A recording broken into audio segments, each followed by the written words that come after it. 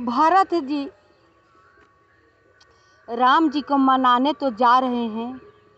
सब बात राजसभा में हो गई। राजपाट भी अपने सेवकों को, जो विश्वास पात्र सेवक थे, सबको सौंप दिए। अब जाते हैं माता कौशल्या के यहाँ कहने के लिए, बताने के लिए कि राम भैया के यहाँ कल सुबह जाना है। तो पहले हम राम का नाम ले लें। भक्ति भक्त भगवंत गुरु चतुर नाम बपु एक, तिनके पद बंदन करो नासे विघ्न अनेक। सिए मांडवी उर्मिला श्रुति कीरति बरबाम, चारु सुवन चारु रतन तुलसी करत प्रणाम। भाषा तुलसीदास कृत कथा करो अनुसार, आसन लीजय हृदय महु आयहु पवन कुमार। मंगल भवन मंगल हारी, द्रवहु सुदशरथ अजिर बिहारी। आरत जननी जानि सब भरत स्नेह सुजान, कहु बनावन पालकी सजन सुखासन जान। स्नेह के सुजान, प्रेम के तत्व को जानने वाले भरत जी सब माताओं को आर्त दुखी जानकर उनके लिए पालकियां तैयार करने तथा सुखासन यान सुखपाल सजाने के लिए कहा। ये भरत जी सोचे कि सब माताएं बहुत इस समय दुखी हैं, इसलिए बहुत सुंदर पालकियां सुखासन मतलब सुख का आसन हो सजाने के लिए कहा। नगर के नर नारी चकवे चकवी भांति हृदय में अत्यंत आर्त होकर के प्रातः काल का होना चाहते हैं। सोच रहे हैं नगर के सब लोग की कब सुबह हो जाए, कब सुबह हो जाए।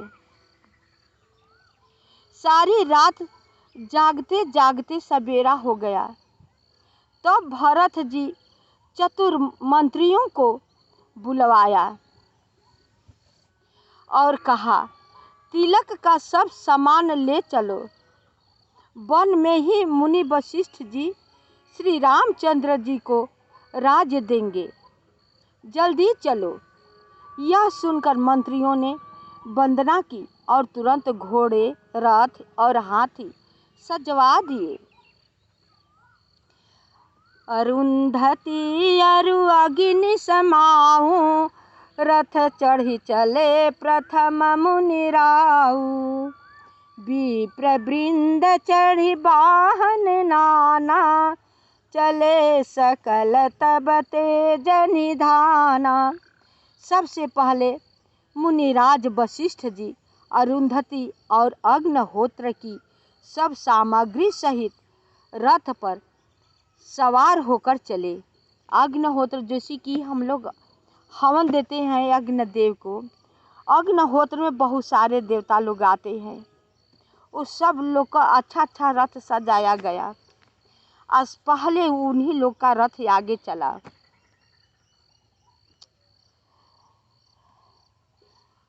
फिर ब्राह्मणों के समूह जो सबके सब तपस्या और तेज के भंडार थे,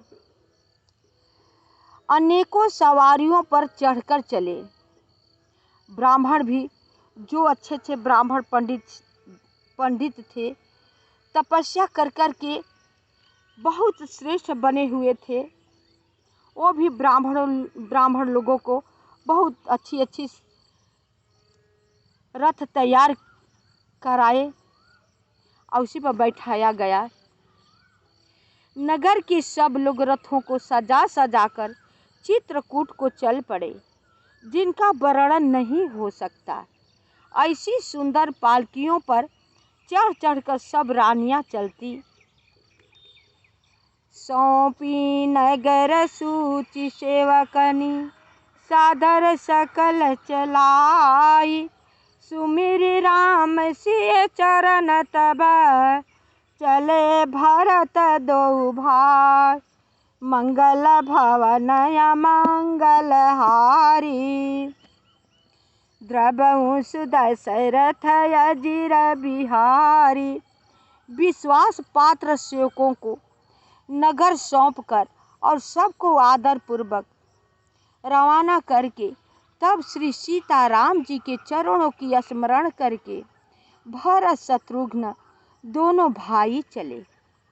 सबको चला करके चले। देखिए, बुद्धिमान आदमी के यही काम करना चाहिए।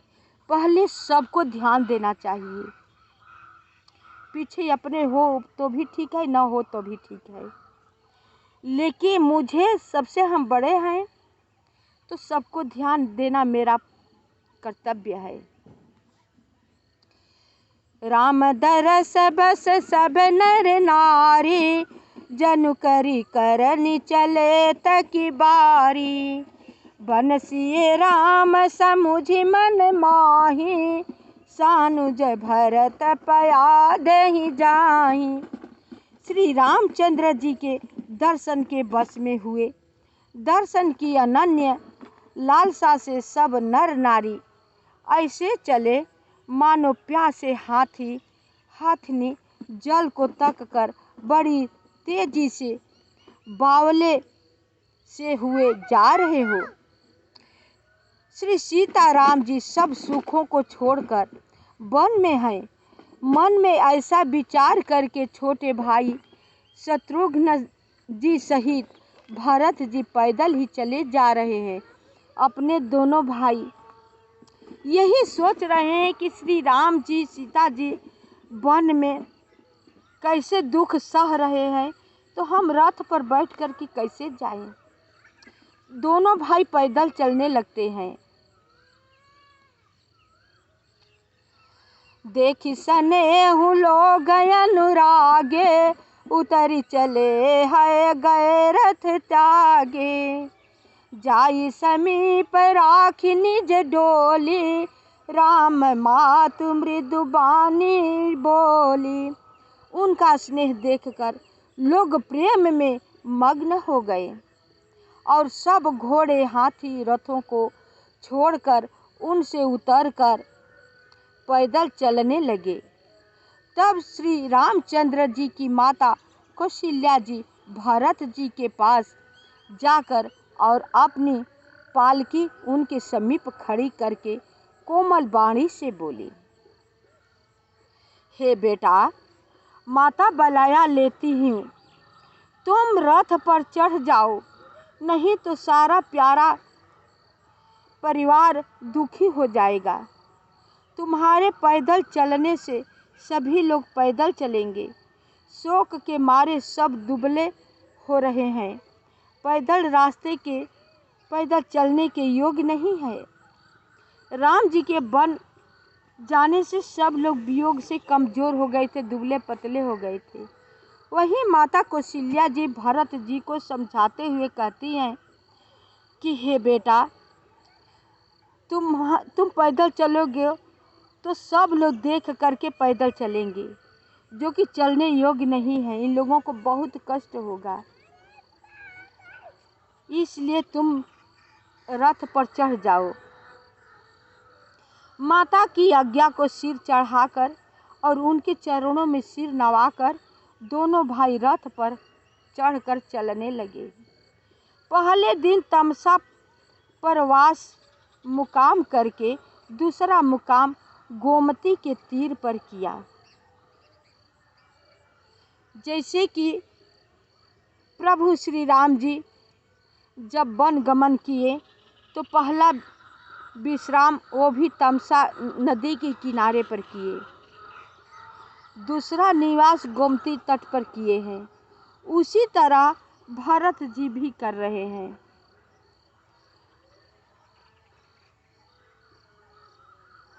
कोई दूध ही पीते, कोई फलाहार करते, कुछ लोग रात को एक ही बार भोजन करते हैं, भूषण और भोग विलास को छोड़कर सब लोग श्री रामचंद्र जी के लिए नियम और व्रत करते हैं।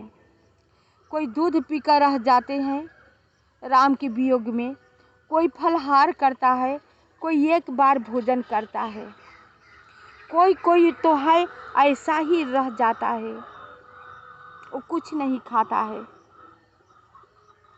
रात भर नदी के तीर पर निवास करके सवेरे वहाँ से चल दिए और सब श्रृंगेरपुर के समीप जा पहुँचे। निषाद राज ने सब समाचार सुने तो वह दुखी होकर हृदय में विचार करने लगे। जब भरत जी की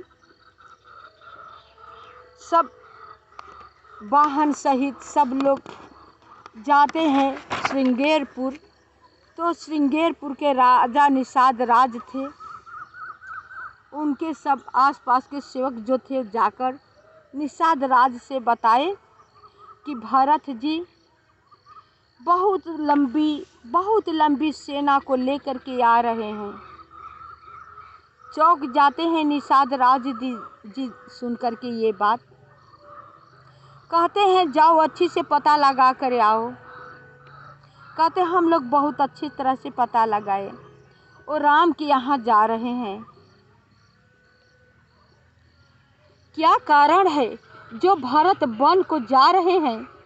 मन में कुछ कपट भाव अवश्य है। यदि मन में कुटिलता न होती तो साथ में सेना क्यों ले चले? अब निषाद राज जी सोच रहे हैं बात सुन करके कि क्या बात हो सकती है। अगर मन में कुटिलपना न होता तो साथ में सेना क्यों लेकर चलते हैं। समझते हैं कि छोटे भाई लक्ष्मण सहित श्री राम को मारकर सुख से निष्कंटक राज्य करूँगा। भरत ने हृदय में राजनीति को स्थान नहीं दिया, राजनीति का विचार नहीं किया। तब पहले तो कलंक ही लगा था, अब तो जीवन से ही हाथ धोना पड़ेगा। अब निषाद राज जी भी कह रहे हैं कि भरत जी राजनीति का पालन नहीं किया भी नहीं और सोचा समझा भी नहीं। पहले तो राम को वन भेजकर उनके माथे पर बहुत जबरदस्त कलंक का टीका लगा। अब जो सेना सहित सोच रहे हैं कि राम और लक्ष्मण दोनों भाई अकेले वन में हैं, तो उन्हें मार कर मैं निष्कंटक राज करूँगा, तो ये गलत फहमी है। अब वे अपने प्राणों से उन्हें अपना हाथ धोना पड़ेगा। निषाद राज ना जाने तरह तरह की बातें सोच रहे हैं। हम कथा को यहीं पर विराम देते हैं। शेष भाग अगले वीडियो में अगले कथा में बताएंगे कि निषाद राज और भरत जी से वार्तालाप कैसी होती है। भरत जी सही हैं, फिर भी सोचने वाले क्या क्या सोच रहे हैं भरत जी के ऊपर।